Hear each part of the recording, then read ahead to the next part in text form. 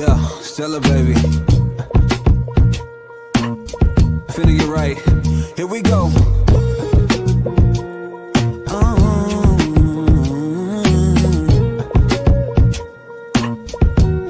Yeah, listen.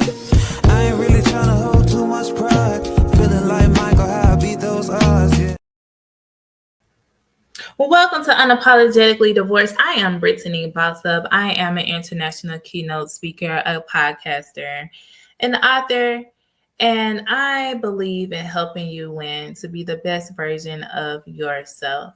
And as we come to a grips of understanding who we are, I think it's important to understand that everything that you have been through in your life has made you the person you are today. I would have never become a mental health therapist had I not gone through a lot of the things that I have gone through in my life.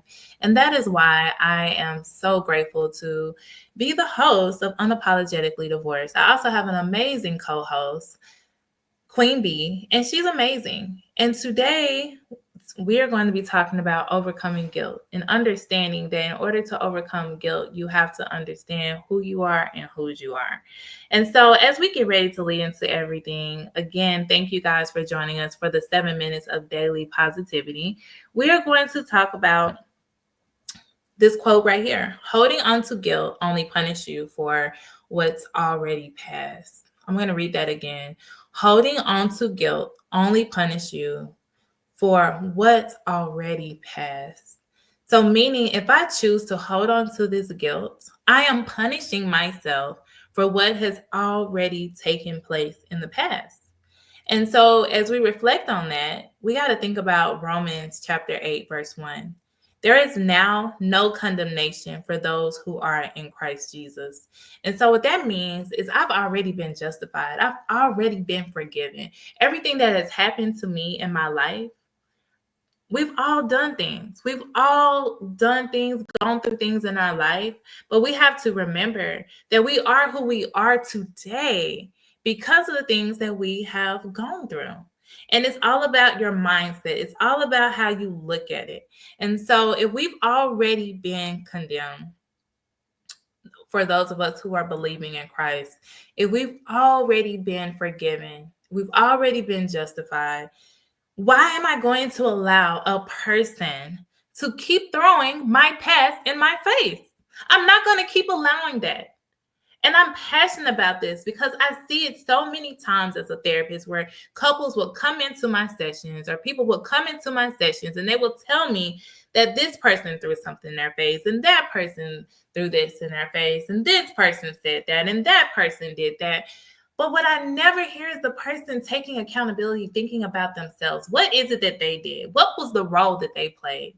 And so the reality of it is when you point your fingers, you always have fingers pointing back at you. And so it's important for us to understand, yes, it happened. Yes, I did it. Yes, I feel some type of way because of whatever it was that happened. But I'm not going to stay there. Understanding that your feelings and your opinions, they are very valid, but also understanding that it happened and it is time for you to release and let it go. So I have this book that's called Unapologetically Divorced. And chapter 1 talks about breaking free, the art of letting go. And as I read this excerpt, I want you to think about yourself. Letting go is one of the hardest things to do, especially when the weight you've been carrying feels like it's been a part of you for so long. We hold on because we're afraid of what lies on the other side, afraid of the unknown, and sometimes afraid of losing the very thing that's been holding us back. But here's the truth: breaking free doesn't mean you're losing it. It means you're choosing you. This chapter is about more than just releasing the past. It's about understanding why we cling to it in the first place. It's about confronting the fears, doubts, and stories we tell ourselves that keep us trapped in cycles of pain and regret. It's about learning how to trust that what lies ahead is far greater than what we're leaving behind. And that's what it's about. It's about you understanding that, yes, I went through this. Yes, I stayed committed to something that was just tarnished from the start. But now is my time because I see myself differently. Because now I'm not that little girl anymore or that little boy anymore. For my men who are listening, that Now it's time for me to recognize my self-worth. It's time for me to understand who I am and whose I am. And so you might be wondering, what do I need to do? Well, it starts with you practicing self forgiveness. Write a letter to yourself expressing compassion because we always think about what this person did and how that hurt us. But really, we got to take responsibility for our own actions, for staying so long, for dealing with so much, not knowing our worth, not using our voice. And so today, I encourage you to use your voice. I encourage you to write a letter to yourself, forgive yourself, and then release it and let it go. So I want you to take a breath with me. I want you to breathe in for 4, hold it for 4, and release it in 6. Let's go.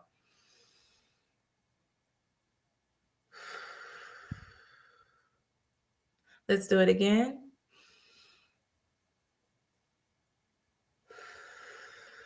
And release. I want you to repeat after me. I am free from guilt and embrace forgiveness. I am free from guilt and embrace forgiveness. I am free from guilt and embrace forgiveness. And what this means is you will no longer, this day forward, allow people to hold you in a box because that is not you. You are not to be in a box. Stand up, be bold, understand your worth, forgive yourself, and let's move on.